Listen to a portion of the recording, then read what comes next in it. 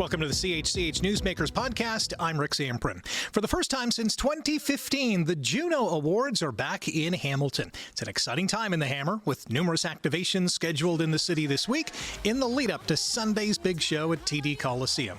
To talk about this year's ceremony and where the Canadian music industry is heading, I'm pleased to welcome music guru Eric Alper to Newsmakers. Eric, thanks for joining us today. Thank you so much for having me, Rick. I can close my eyes and I can hear your voice through the radio and through my television set. So it's so good to be here. It's a pleasure to have you because I know you're an encyclopedia when it comes to music, and I know you have your finger on the pulse of the industry and where it's been, where it's going. So I wanted to bring you in to talk about the Junos in Hamilton for the first time in 11 years. This is a big deal.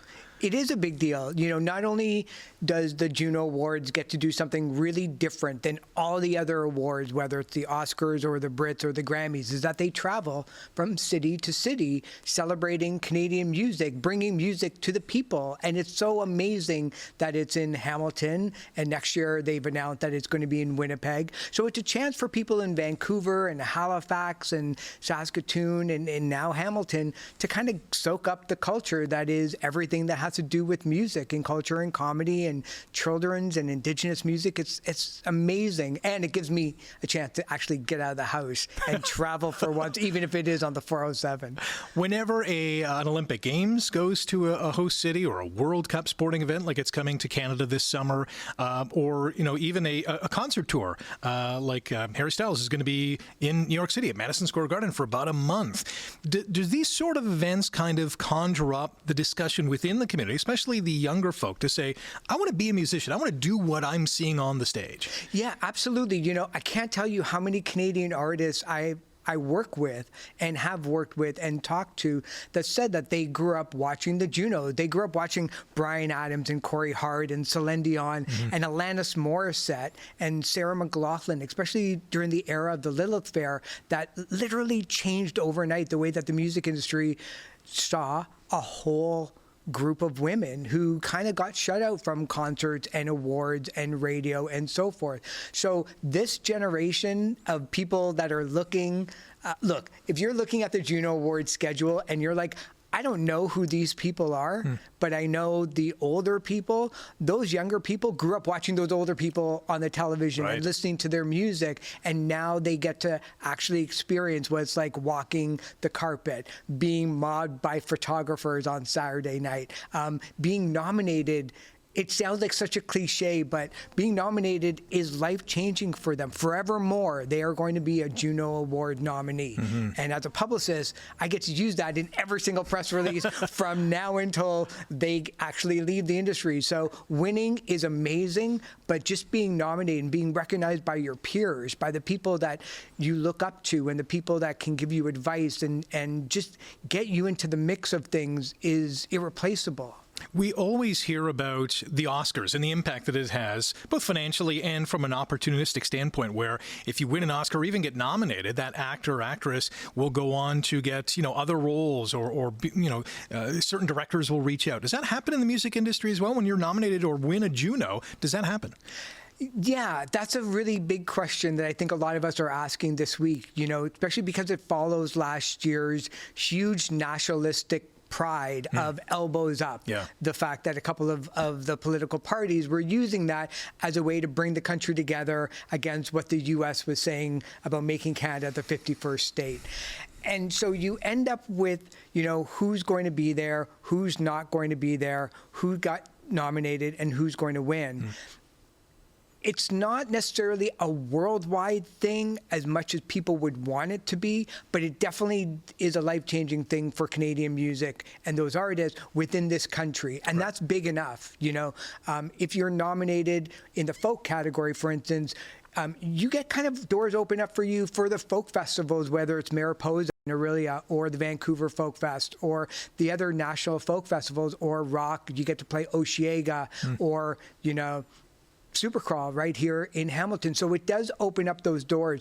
It's not the worldwide thing, I think, as much as it used to be, but then very few things are these days. As much as we want to talk that the Oscars is massive, it's only really massive for 24 hours, and then everybody else goes off to their own silo. Yeah. But within Canada, it's still one of the greatest things to actually be nominated and win for, certainly. Is it a huge networking event where I don't know if musicians congregate often No, to they say hate one another. Well, yeah, I mean, and they're working on their own stuff most of the time, right? But Yeah. this is going to bring them together, and they're going to have discussions. And I'm sure there's going to be many discussions where one says to the other, "Hey, we should do something together." Does this happen? Yeah, I tell artists all the time, go apply for the Junos, go apply for this festival, go apply for this grant, because you never know who's going to be listening and watching you. Yeah. Even if you don't get a nomination, the actual act of submitting for the award tells the rest of the industry, or at least that committee that you're submitting to, that you want to be in the mix, that you want to be a part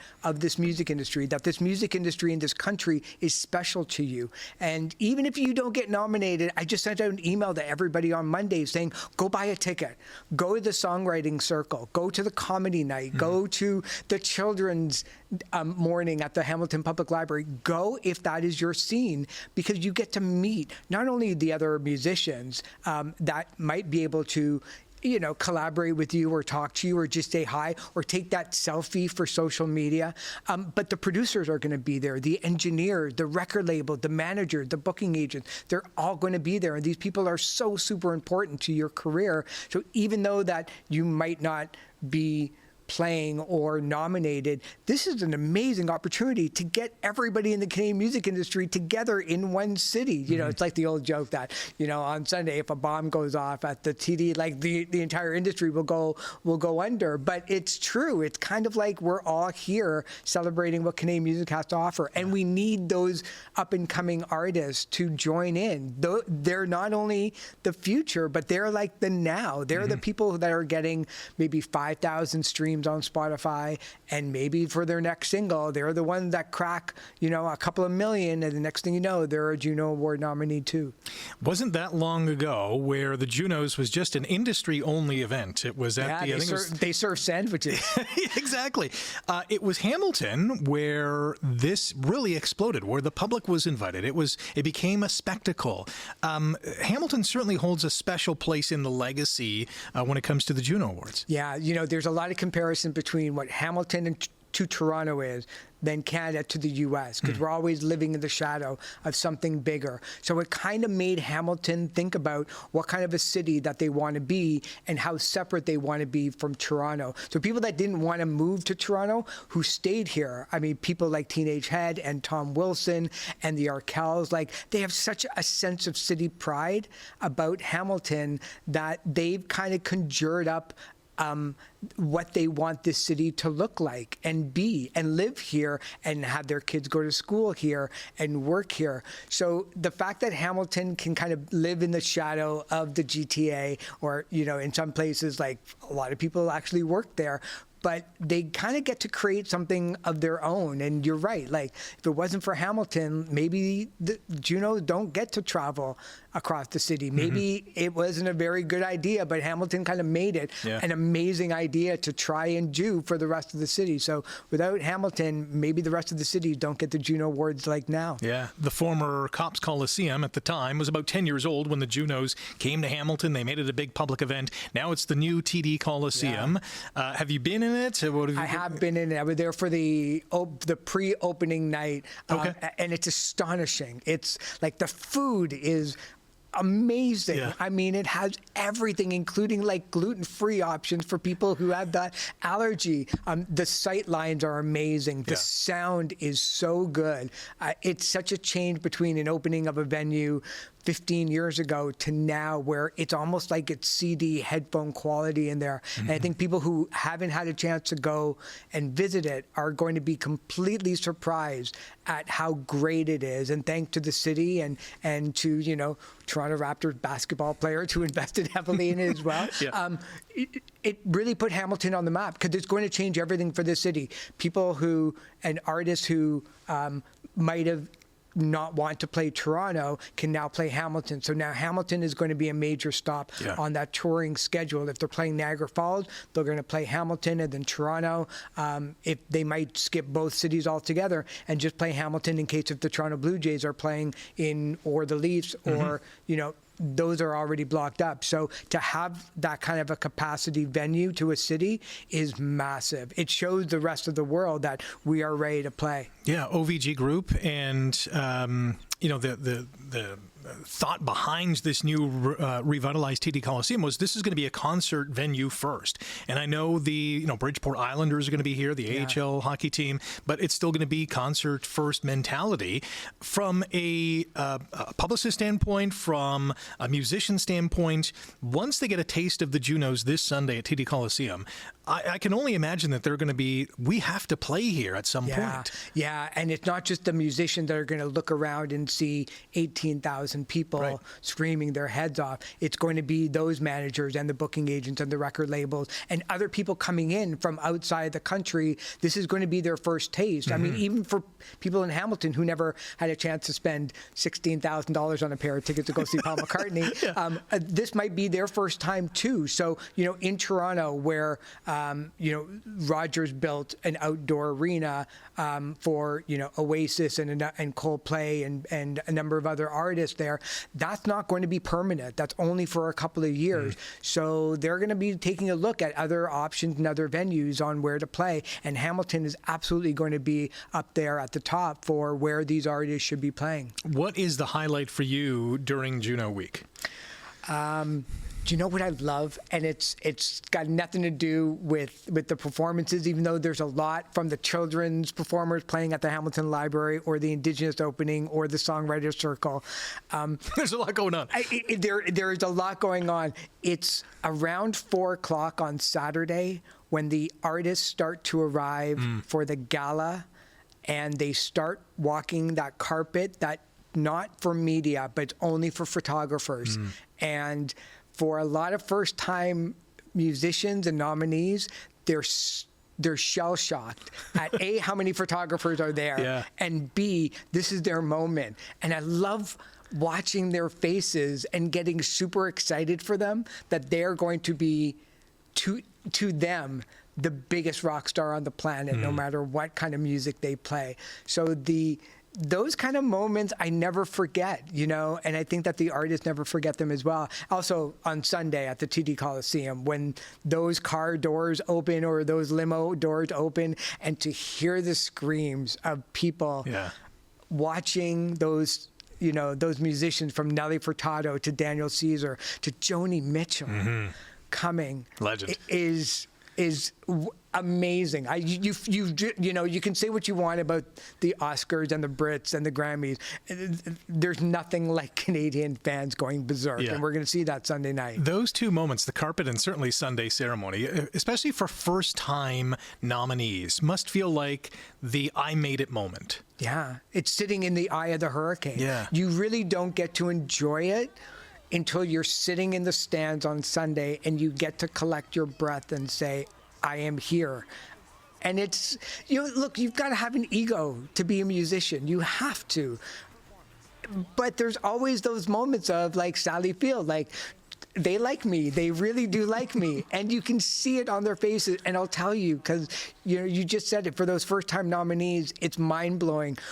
For those 8 or 9 or 10-time nominees too, it's just as exciting because they're like, I've made it. I didn't have to go to law school. Right. I can tell my parents, I did it. I've survived in this industry through COVID, through eating craft dinner, through growing broke, and all those really awful shows with 3 people in the audience, and 2 of them might have been your parents. Like, this is their moment that they still get to do what they love to do. So whether you're a first-time nominee or somebody that's been nominated a whack of times, there's still nothing like it. And you can see it in their eyes. That's pretty cool. You mentioned Nelly Furtado and Joni Mitchell, 2 legends. Nelly's going in the Canadian Music Hall of Fame. Joni Mitchell, Lifetime Achievement Award at the Junos. For Nelly Furtado, what comes to mind when you hear that name? She's a chameleon. I can't even pin her down to one song or one album anymore. She started off being an amazing pop singer, and then she did an album in a completely different language, and then she went hip hop and started collaborating with some amazing performers, and then she left. And she left on her own terms, maybe not necessarily on her own terms, because she said that she was kind of a little bit upset over her comments on social media, but I think she was ready to go. And the fact that she never stayed in one lane is a beacon of light for anybody that doesn't want to stay in one lane, or that was told, you're pop, you need to keep selling those 2 million selling albums over and over and over again, like AC/DC or Bon Jovi, and there's nothing wrong with them, but they do that very, very well. Nelly Furtado just went all over the place, and that kind of is so great to see that you can follow your muse, you can follow your artistic endeavors and still be extremely popular at it. And she's one of the nicest people that you'll ever want to meet. So good for her. Not everyone gets into the Hall of Fame. Like, this is a select company. It's almost validation for all the things that she's achieved. And I mean, her legacy is going to live forever. In my opinion. It's really a chance for them. And they're going to say this, and it sounds a little cliche, and people might be like a little bit jaded, but it really is a chance to thank all those people that helped get them there in the first place. Right. All those people in the industry, that music teacher from grade 3 that told her to keep playing the piano even though she probably stunk, those vocal coaches that the parents might have dropped her off that she didn't want to do, all those people that helped get her to the starting point and then helped her along that marathon of life and music. It's really a chance for them to witness their hard work as well, even if they stayed in the background of it all. One of the greats of all time, Joni Mitchell's going to get a Lifetime Achievement Award. No idea who she is. What a legend. Like, what more can you say about her? I will say that not only is she one of the greatest performers and songwriters of all time. I mean, her Blue album, if all she did was her Blue album, she would still be here. The fact that, the Americans are finally recognizing her brilliance, thanks to Brandi Carlile bringing her up on stage in many occasions, or Rolling Stone magazine putting Blue as the #2 best album of all time. Should have been #1. But the idea that, look, the Junos have tried for years to get somebody like Joni Mitchell to come. And sometimes you're like, what? Like, they're not in there yet? It's everything. It's scheduling. It's health. Sometimes you just don't want to deal with anybody. Sometimes it's just timing. It's travel. It's recording or touring. So they just kind of got really lucky having that open spot. And Joni is feeling really good right now. She's definitely on an upswing to somebody that has been around for 6 decades. It's funny to say that, but she's kind of gone back into the public sphere without recording anything whatsoever. It's genius. Wow. Everybody else is doing the hard work and putting the spotlight on her. But, what a brilliant songwriter, what a brilliant singer. She changed music by the opening tuning guitar play that she had on her first number of records that, somebody like Keith Richards from the Rolling Stones was like, I need to do that. And that changed the Stones' career. Her piano playing, her just sense of well-being, the amount of cigarettes that she smoked and the fact that she's still here. Genius all around. I can't imagine. I don't know what the number is. I can't imagine how many artists she influenced in her career. Yeah. Everybody. It's amazing. Everybody from 1968 onwards probably had the Joni Mitchell album in their collection, whether it is Blue or whether it's some of her jazz leaning or whether it's a little bit of the soul, R&B stuff or the acoustic stuff.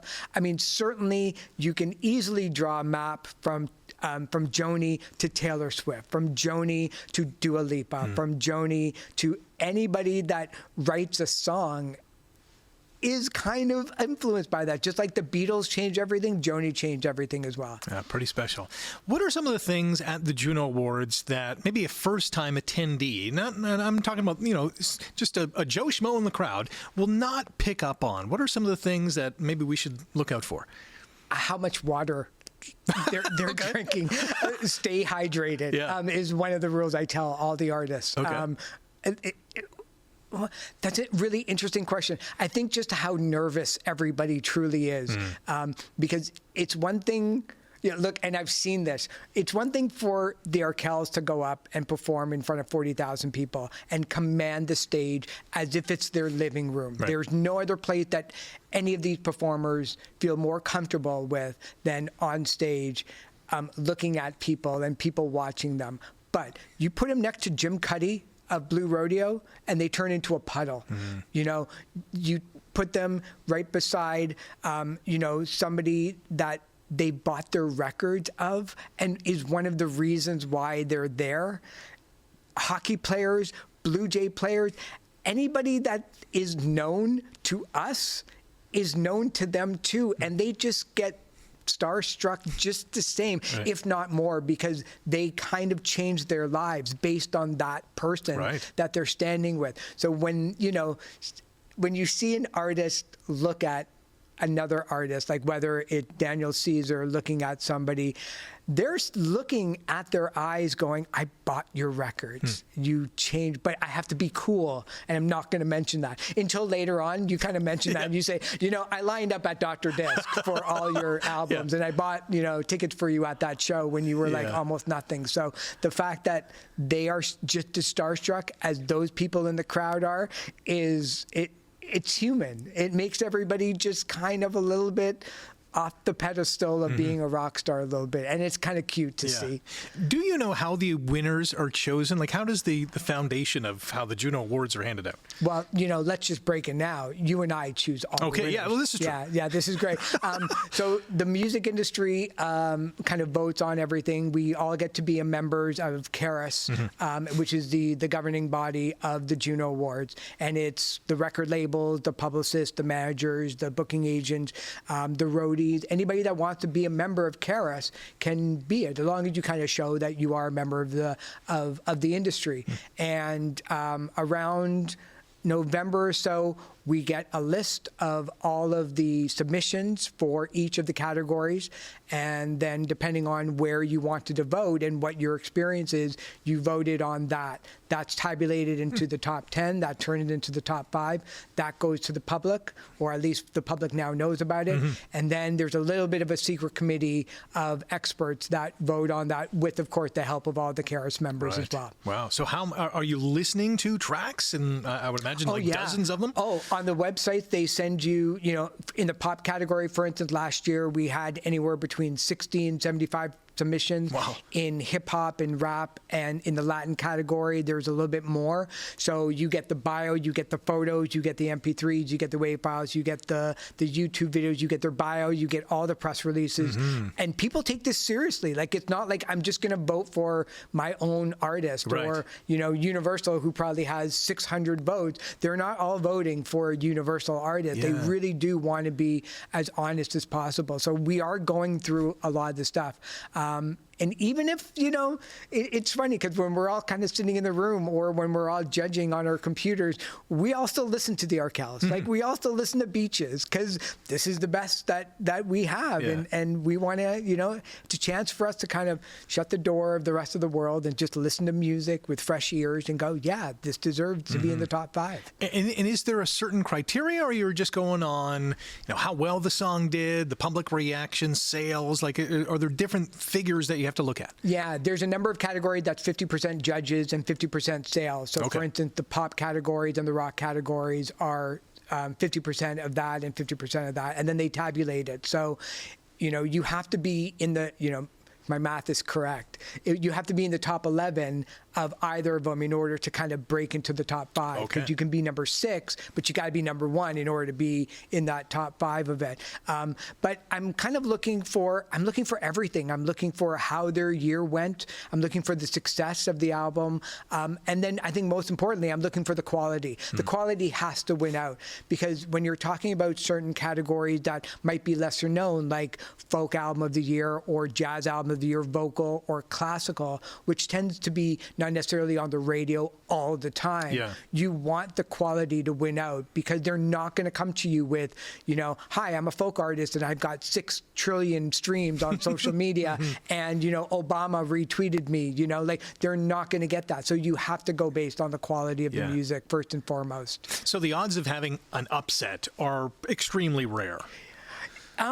It all depends on what you consider an upset, and it all depends on what you think is great, which is amazing because, what one judge who works in my industry might think is great, I may not think is so amazing, or I might have heard it before.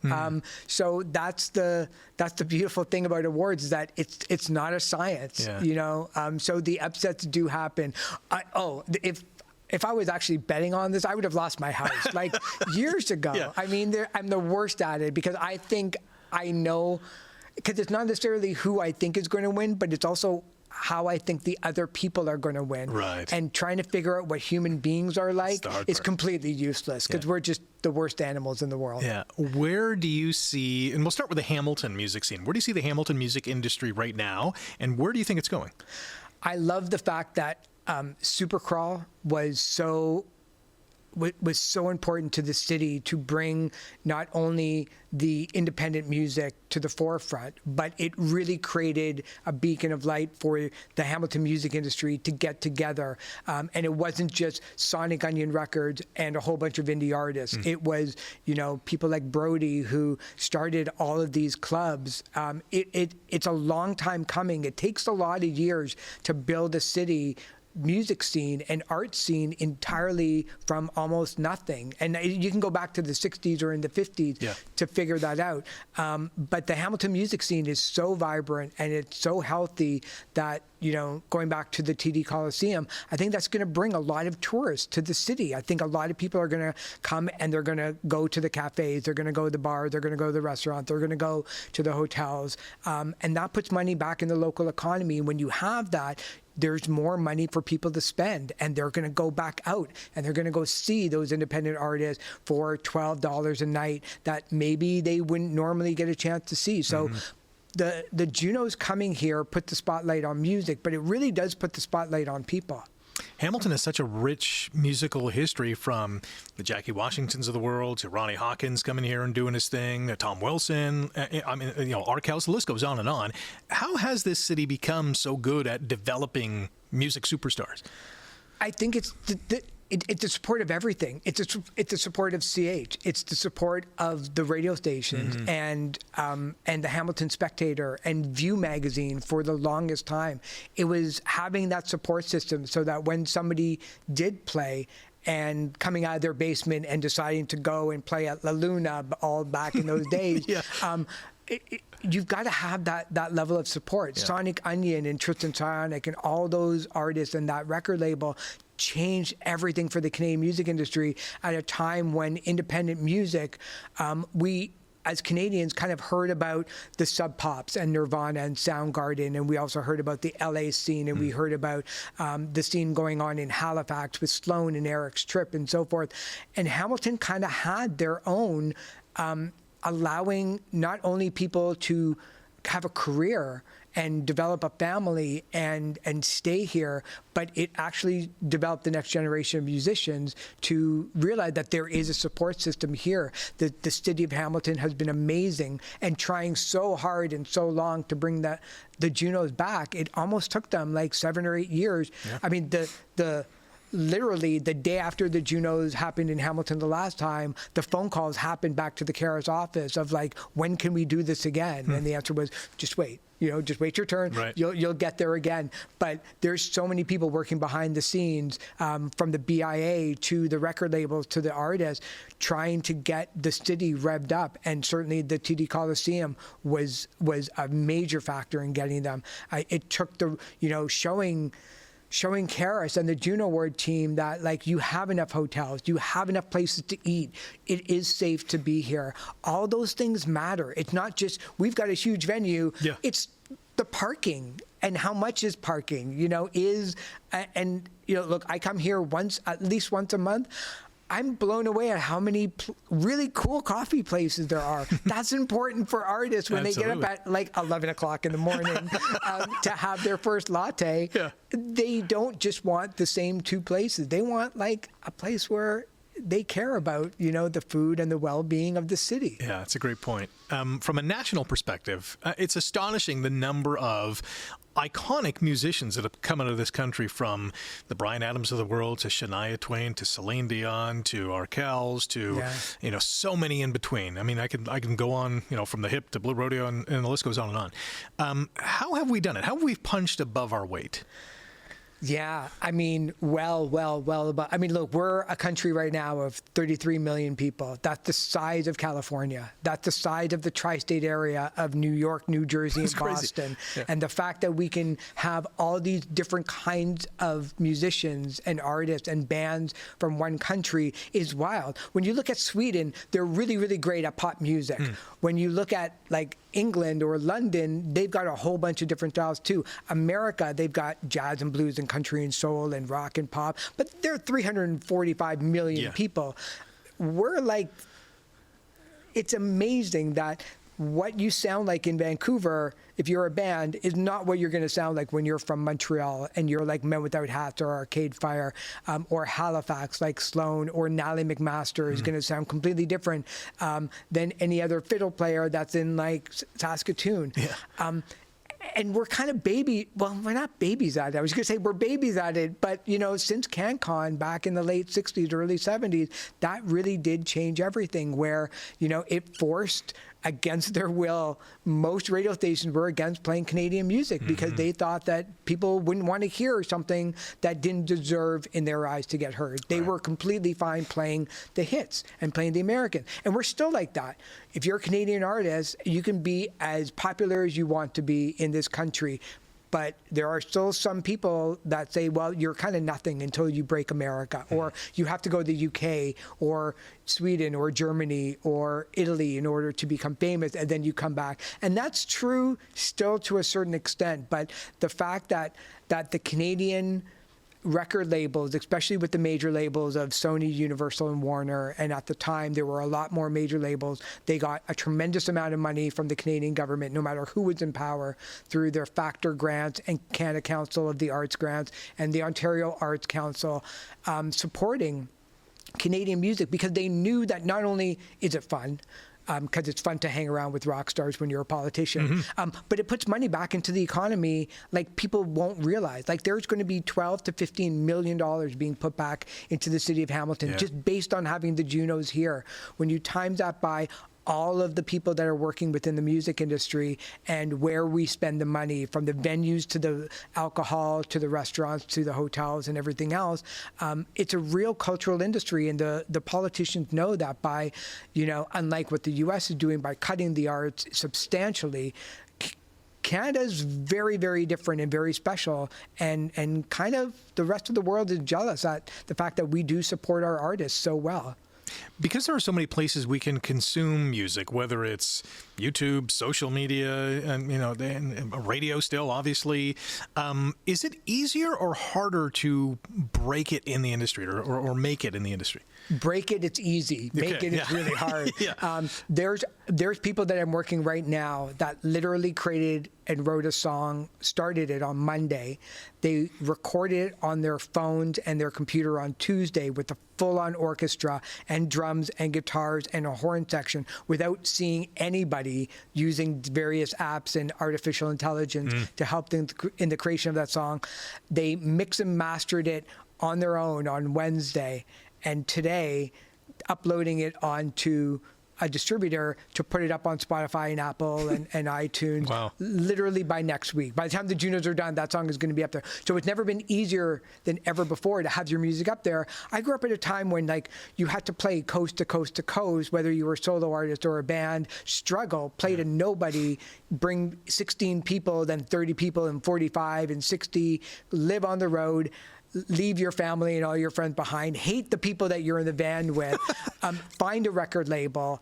Hopefully they'll give you enough money to record. You record your song with a producer, make a video, get it on Much Music, and then you were a superstar overnight. Like Jan Arden once said, the day before she got her video played on Much Music, she was a nobody. The day after, she was stopped in the street and her career started from there on in. Wow. The hard part is that everybody has access to that now. So you're not just an artist competing in Hamilton with other Hamiltonian bands. You're now competing with the Beatles and the Stones and the Who and Janis Joplin and Beethoven and Bach and Billie Eilish and Taylor Swift, because they're all on the same platform as you, fighting for the same eyes and ears as everybody else that's out there. So it's never been easier, but it's never been harder, because we're all kind of living in our own silos. You can have a Billboard #1 song right now, and 95% of the world has no idea what that song is or who you are or have seen that video, because they're just worrying about other things that are going on in life. When you were Michael Jackson in 1985, or Bruce Springsteen or Madonna, Bill Collins, everybody in the world knew who you were, because we were only reading 3 magazines, watching 1 music station, listening to 1 radio station, and the internet was only to send messages from army base to army base in the U.S. Like, that was it. So easier and harder. But I will say that this is an amazing time. I'm so super excited about AI and what it can do. I was going to ask you about this. Like, is the media industry a little fearful of what it might do? Yeah, I think that there's some valid reasons for, I think, legitimate artists who play their instruments to say, like, I'm being pushed out by people who can create in a matter of seconds. In a matter of seconds, the drums that sound like Marvin Gaye from 1972. And all the drummers are like, wait a second, what did I just do all of this work for 30 years for? But the one thing that they have to realize is that technology has always changed music. Music never led technology. It was always the other way around. When the Beatles went from 2 tracks to 4 tracks to 16 tracks, they were able to create Sgt. Pepper and Revolver. Bands were able to do a guitar solo, pop it into this giant machine of a computer, and play it backwards. Like, they could never do that before. When the internet started, a lot of bands were like, we may not need record labels. We can actually reach our fan base directly. When social media happened, that just supercharged everything, when it's like, I don't even have to go out on tour. I can play in my living room and reach my fans worldwide and not even pay for that and not lose money. AI is kind of the same thing. I think, right now there's study after study that show that 35% of the songs right now on the Billboard Hot 100 have used some form of AI. But it's the leaders in the field that kind of make it a little bit more palatable for people to wrap their head around. When the Beatles started to use AI to bring back John Lennon's voice in the last single, and that hit #1, I think it changed a lot of people's opinions on what it is. It's super scary, but I think it's a kind of losing battle if you're going to fight for it, because it's here. And what you and I know, these artists are using 10 steps ahead of all of us. Yeah, interesting times for sure. Listen, thanks for stopping by. Have a lot of fun at the Junos. Looking forward to seeing how it all pans out. I haven't slept in 2 days, and I'm not going to sleep until 2 days after the Juno, so this is great. I'm so happy to see you, Rick. Thanks so much for hanging out. Thanks, Eric. That's Eric Alper, and that is a wrap for the Newsmakers podcast. A big thank you to the all-star cast behind the scenes. If you like today's episode, click the thumbs up, hit subscribe, and leave a comment.